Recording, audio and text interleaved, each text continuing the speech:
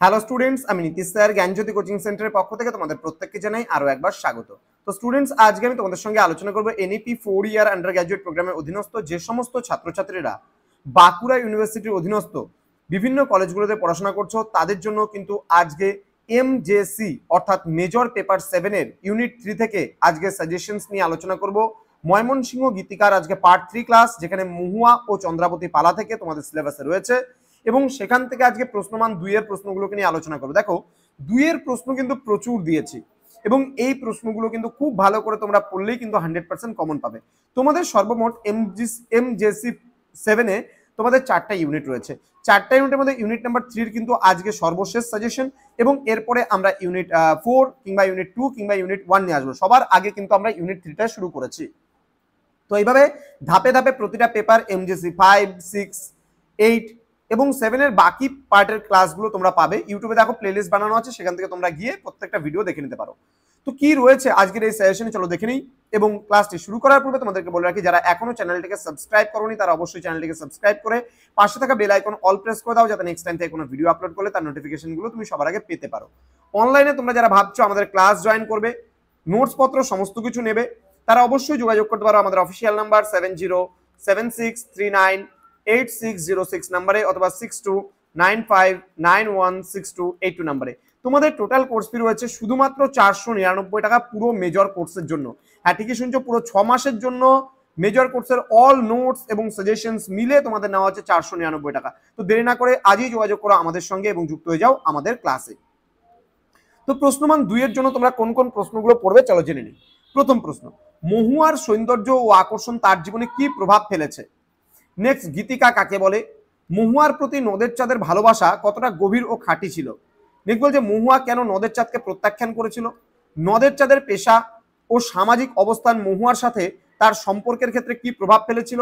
দেন, মহুয়ার প্রতি নদের চাঁদের প্রেম কি কেবলই কামনা নাকি এর গভীরতা ছিল?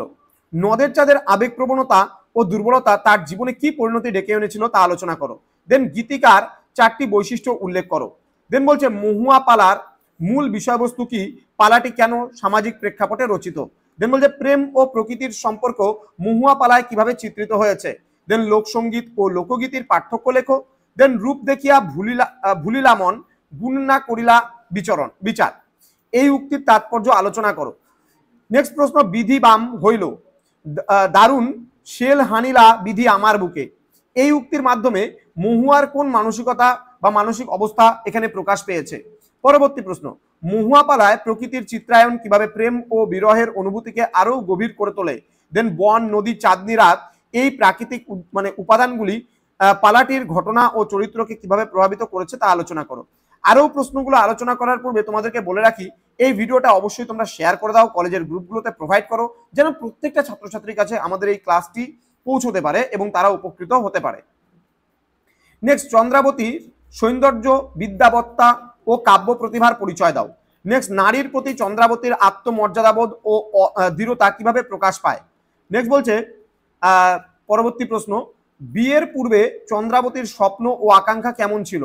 নেক্সট, কৈবর্ত রাজার পুত্রের বিশ্বাসঘাতকতা চন্দ্রাবতীর জীবনে কি গভীর ক্ষত সৃষ্টি করেছিল? নেক্সট, একজন বিদুষী নারী হয়েও চন্দ্রাবতী কেন ব্রহ্মচারিণী জীবন বেছে নিয়েছিলেন? দেন, বাংলায় গীতিকা সাহিত্যের কটি ধারা দেখা যায় ও কি কি? দেন, নাথ গীতিকার মূল বিভাগগুলি কি কি? দেন, ময়মনসিংহ গীতিকার মুখ্য বিষয় কি ছিল? ময়মনসিংহ গীতিকার অন্তর্গত 4টি পালার নাম করো। দেন বলছে, চন্দ্রাবতী পালার মূল বিষয়বস্তু কি ছিল? এটি কোন সময়ের সামাজিক চিত্র তুলে ধরে? দেন, বিশ্বাসঘাতকতা ও বিরহের পরিণতি এই পালায় কিভাবে দেখানো হয়েছে?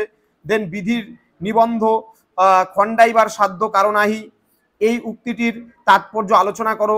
দেন বলছে, মানুষের মন নাহি জানে কখন কি করে, এই উক্তির মাধ্যমে কোন সত্য প্রকাশ পায়? দেন, ময়মনসিংহ গীতিকার প্রধান নারী চরিত্রগুলির বৈশিষ্ট্য আলোচনা করো।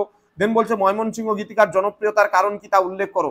এই কয়েকটা প্রশ্ন তোমাদের দিলাম। দেখো, 2 এর প্রশ্নগুলো একটু বেশি হবেই, কিছু করার নেই।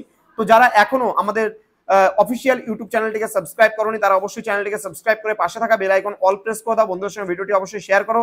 লাইক, কমেন্ট, শেয়ার, সাবস্ক্রাইবের মাধ্যমে তোমরা জানাতে পারো আমাদেরকে কমেন্ট করে যে কোন কোন তোমাদের আর ভিডিওগুলো প্রয়োজন রয়েছে, কোন কোন সাজেশনসগুলো প্রয়োজন রয়েছে। আমরা অতি সত্বর তোমাদের জন্য সেই সাজেশনগুলো নিয়ে আসার চেষ্টা করব। তোমাদের উজ্জ্বল ভবিষ্যৎ গড়ে তুলবো আমরা, এটাই কিন্তু আমাদের প্রতিশ্রুতি। দেখা হচ্ছে খুব তাড়াতাড়ি আরো একটা নতুন ভিডিও নিয়ে। তোমরা প্রত্যেকেই ভালো থেকো, সুস্থ থেকো। Thank you so much. Thanks for watching. After all, thank you.